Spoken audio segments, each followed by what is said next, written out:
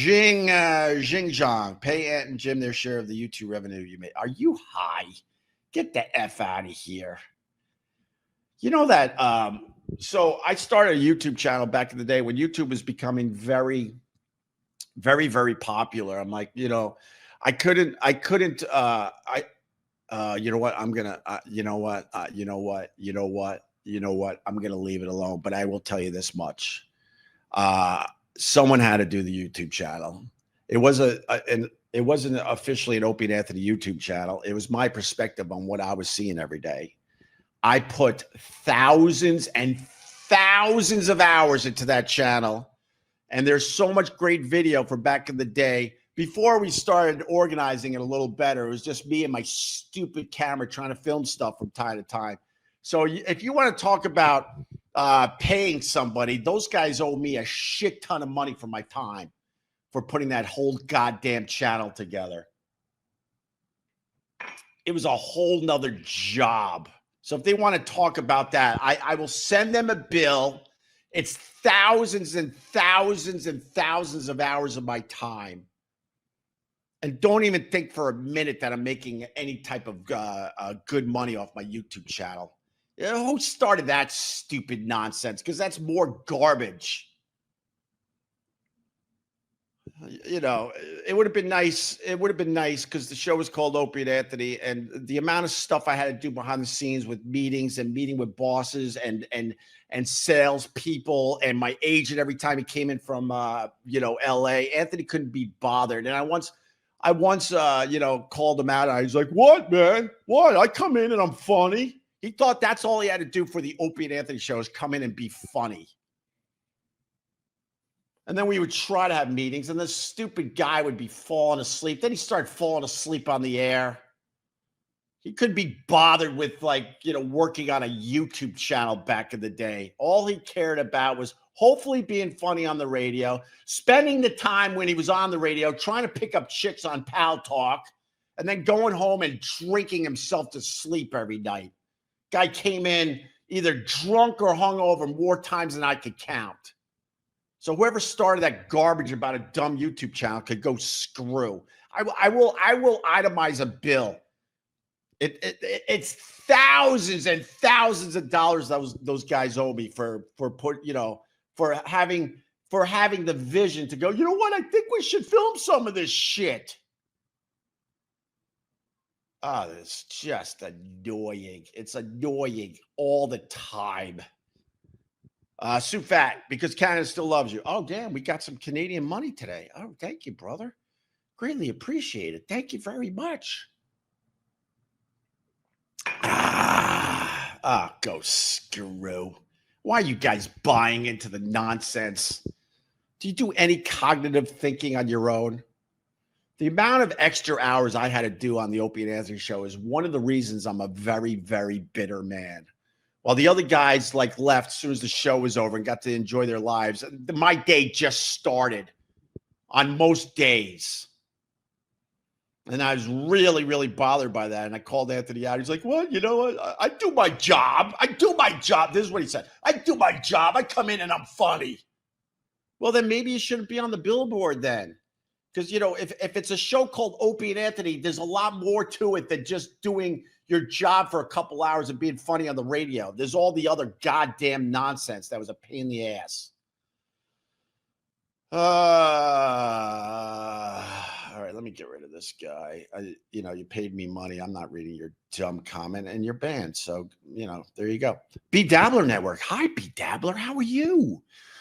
Turn in next Friday morning for the return of Cardiff and Friends featuring Opie right here on Opie Radio. Are we setting up the return of Tukey and the Potato Cardiff Electric on the Opie Radio live stream? That would be amazing. Hi, Tukey. Good to see you, brother. Thanks for sending me that clip. Do I have it? Wait, I played it the other day. Let me play it again. Screw it. Hold on a minute. Tukey gave me. I don't really have much O&A material in the end. And Tukey, let me see if I can find it really fast. Let me see. Oh, where is it? Oh, wait, did I do it over here? Wait, where is it? I can't find it. Oh, my God, I can't find. Oh, here it is. So Tukey and Cardiff Electric, they sent me a clip. It was Fezzi's birthday very recently, and a lot of people were celebrating, the life of Fez from Ron and Fez. And Tukey and Cardiff Electric sent me the time I called into Ron and Fez for Fez's birthday to wish him a very happy birthday.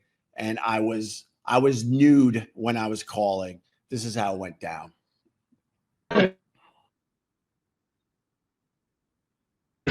I'm in the middle of being a model because my girlfriend has a photography class, and we're doing nudes right now. Really?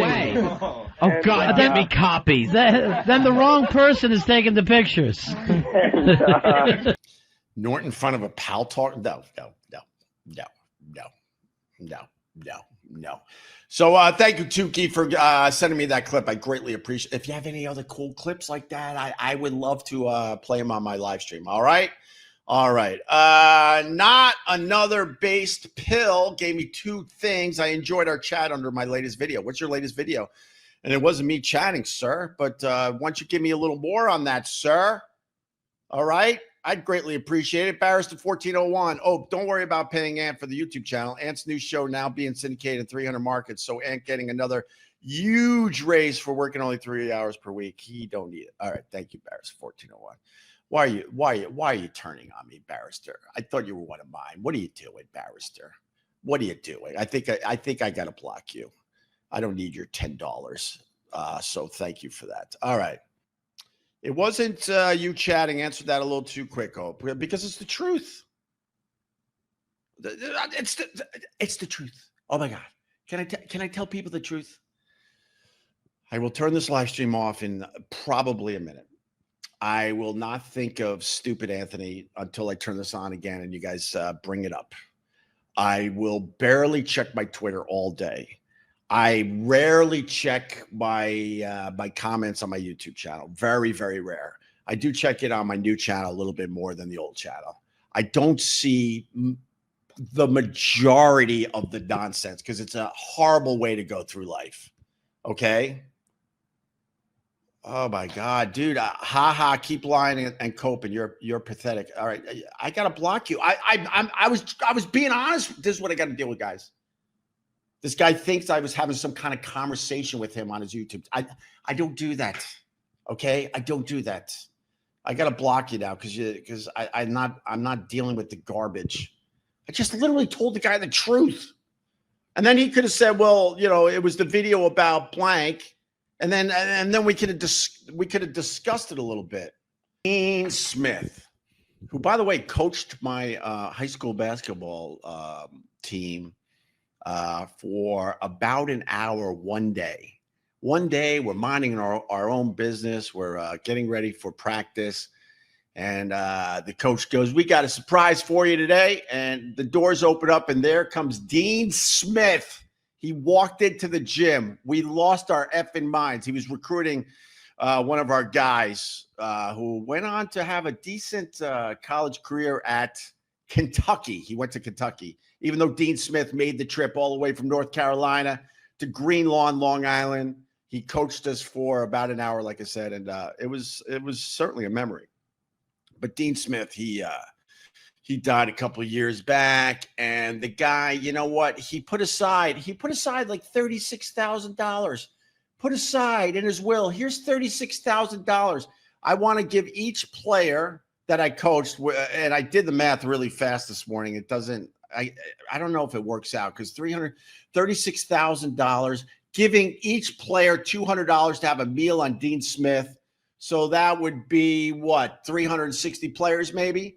But Richie Rich, Dean Smith is dumb man today because he in his will he put aside $36,000 so some of his players could have a meal on him. That's what it was in the will. Have a meal on me. Here's $200.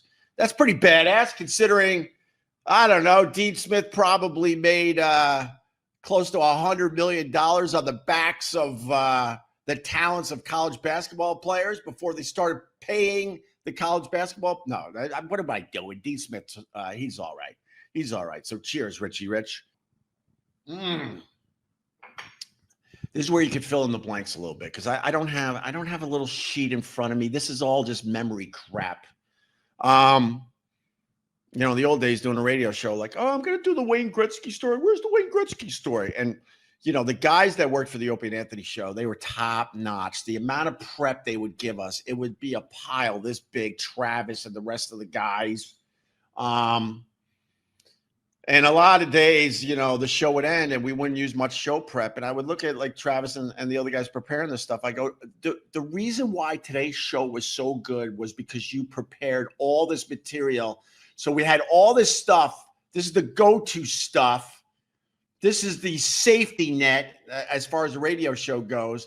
So now we could go willy-nilly and do all this other stuff, which I used to like calling off-roading. And then, you know, if we were falling flat on our ass or we were running out of stuff or we were tired, we had that whole pile of show prep to pick from. So if I was still doing the old show, I would be like, let me look for the Wayne Gretzky art. Oh, here it is. Canada hates Wayne Gretzky. Before we get out of here, hey, Ope, how are your wife and kids doing? They're great, brother. Thanks for asking. Oh, you're just an asshole. All right, let me bat him. Well, you gave me $2 to take some cheap shot at my family. God, you suck. You must be a great person.